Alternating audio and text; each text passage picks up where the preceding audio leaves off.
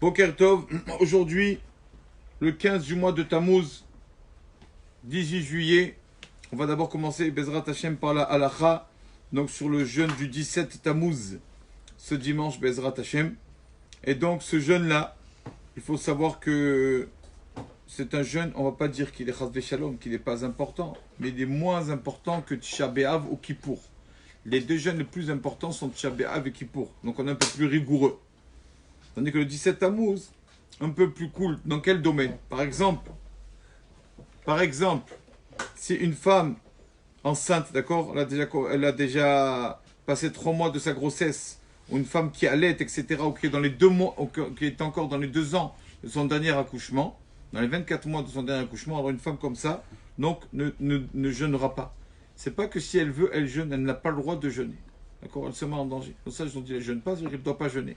Pas être plus fort que nos sages, plus intelligent que nos sages. Donc voilà, toutes ces femmes ne jeûnent pas. Un malade qui est vraiment malade, pas il est malade pour jeûner, mais pour aller après au restaurant ou je sais pas quoi, et il sera en bonne santé. Quelqu'un qui est vraiment malade à la maison, tout ça, aussi il est exempté de ce jeûne, mais c'est pas, il ne doit pas se mettre à manger devant tout le monde maintenant, mais se mettre dans son coin. Pas la peine de montrer à tout le monde, surtout que ça les dérange un peu. Les autres en jeûne et tout, et lui vient, il se fait une entrecôte de folie, etc. Donc il vaut mieux faire les choses comme ça, on va dire Betsina. Voilà. Le jeûne commence donc au lever du jour. Le jeûne commence au lever du jour, Alot, ce qu'on appelle Alot Ashachar. Alot Ashachar, c'est l'aube. Alors il y a des personnes qui se lèvent, qui veulent se lever manger. Avant le jeûne, ils ont besoin de leur café, ils ont besoin de manger. Donc ils se lèvent le matin avant l'aube. D'accord?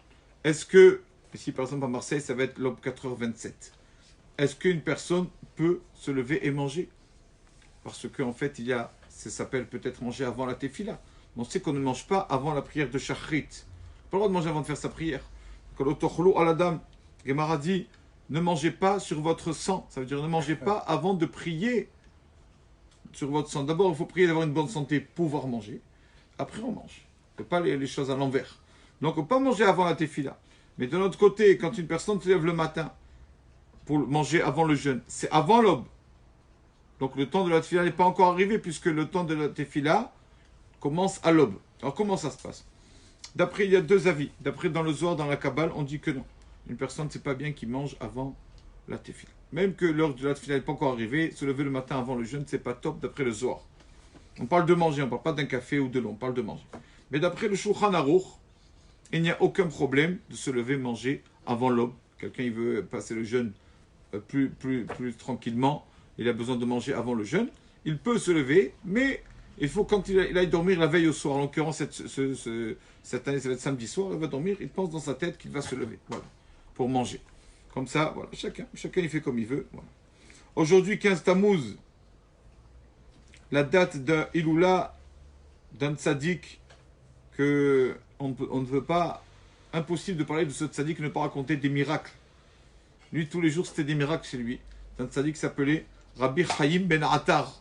Rabbi Chaim Ben Attar, c'est un rave donc, qui a commencé au Maroc, qui est enterré maintenant au Harazetim, au Mont des Oliviers. Et on a vu sur ce tzaddik-là des miracles, mais sans fin. Toujours des miracles, des miracles.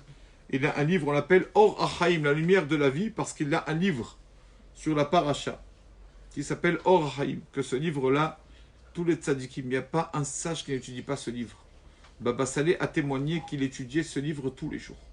Tous les jours, il étudiait le commentaire donc, de Rabbi Chaim Ben Attar, qui s'appelait Or HaChaim, sur la paracha. Tous les jours. En fait, quand on regarde les tzadikim, quand ils parlent de ce livre, alors chacun il dit quelque chose. Ce livre est bon pour la parnassa. Ce livre est bon pour la crainte de Dieu.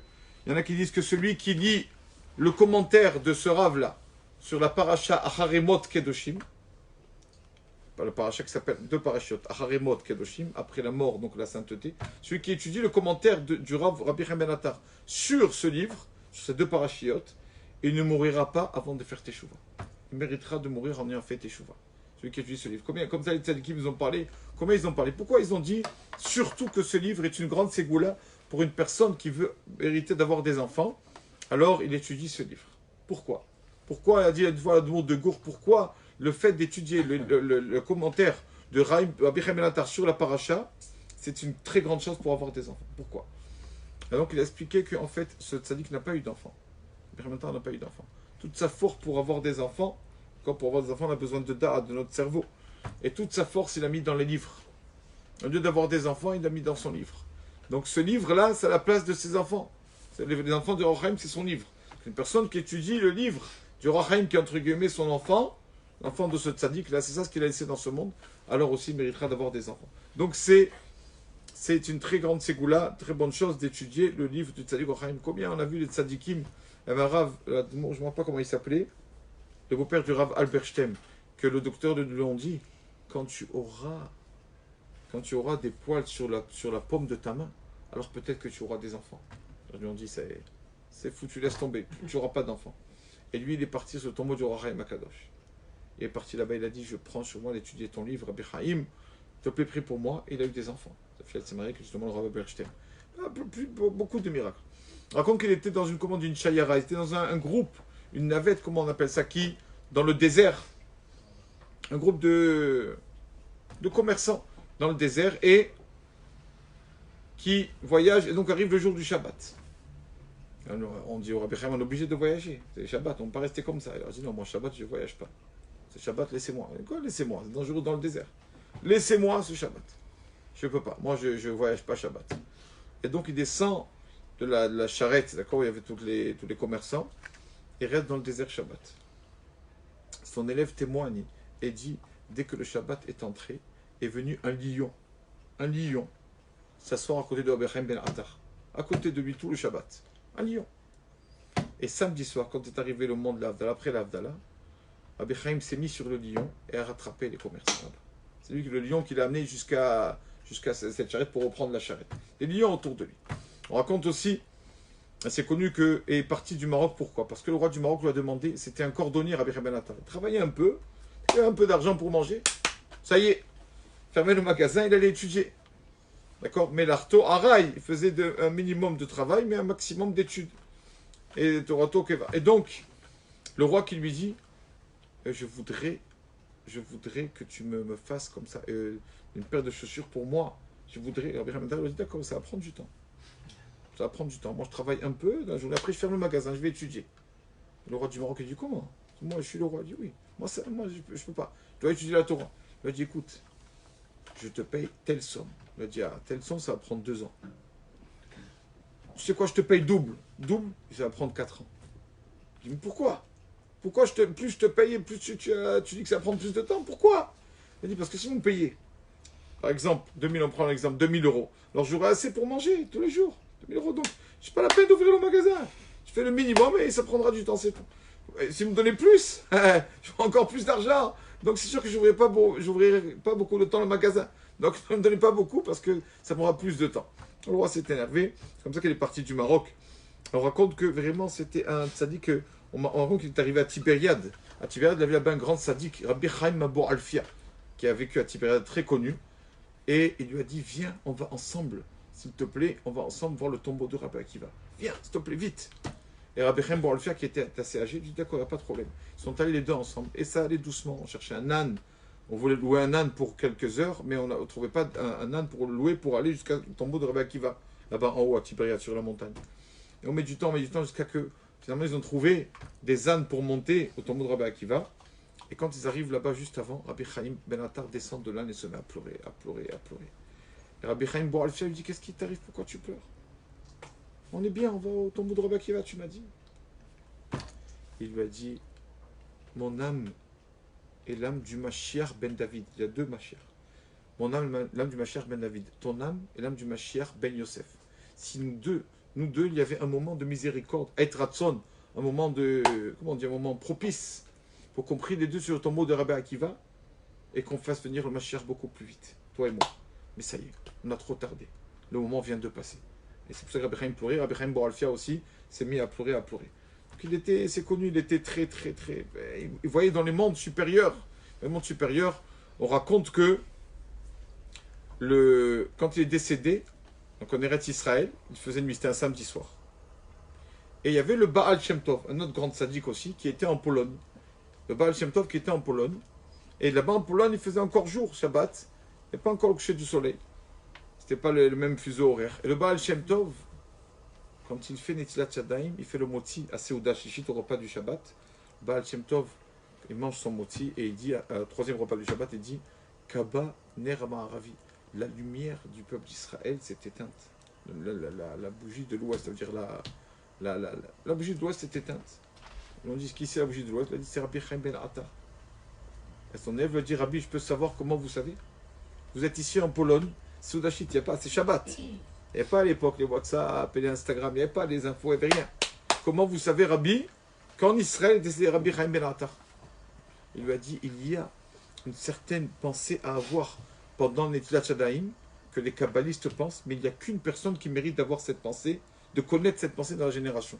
Il n'y a qu'un Rav qui connaît cette pensée, cette kavana. Et c'est que Rabbi Chaim Ben Attar qui la connaissait. Et moi, quand je fais Netilat aujourd'hui, j'ai vu on m'a donné cette concentration. On me l'a transmis du ciel. Quand je fais Netilat, j'ai eu cette kavana.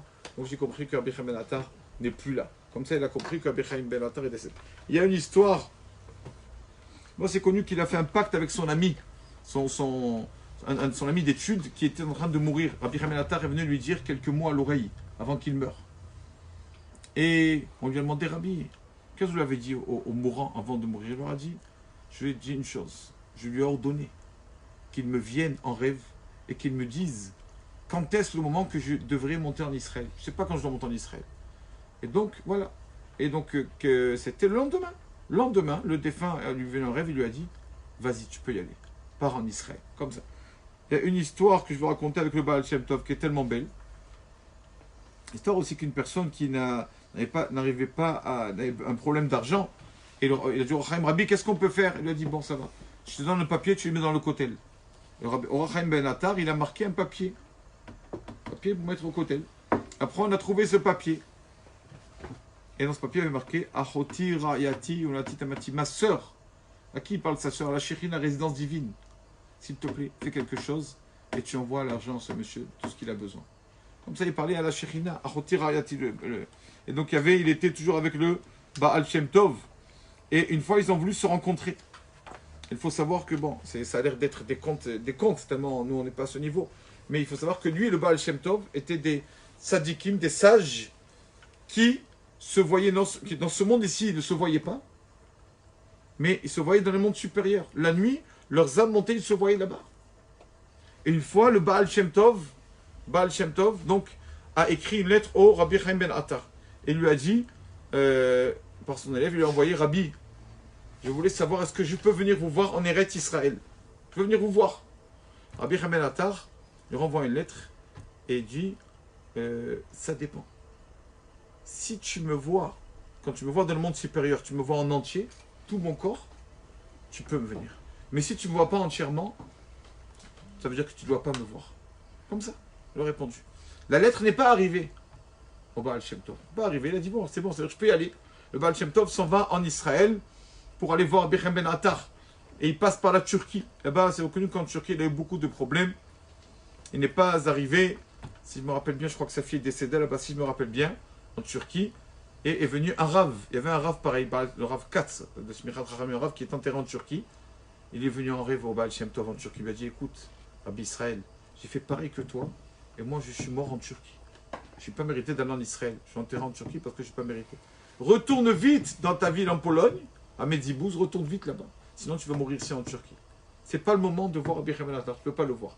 Si les deux vous voyez, Mashiach peut venir. Donc ils ne se sont pas rencontrés, le Baal Shem Tov et le Rabbi Chaim Ben Attar. Il y a encore beaucoup d'histoires, des histoires entières sur ce tzaddik, le Rabbi Chaim Ben Attar, combien il a fait de bien au peuple d'Israël. Mais en tout cas, c'est bien d'étudier un peu son livre qui s'appelle Orach Chaim. En fait, c'est une ségoula pour tout. Pas la peine de lire, c'est trop long. Ségoula pour la crainte de Dieu, ségoula pour avoir des enfants, ségoula pour la parnasse à tout. Plein de choses, rien que d'ouvrir ce livre et d'étudier un peu. Que son mérite protège l'homme Israël. Amen. Rabbi Chaim Ben Attar,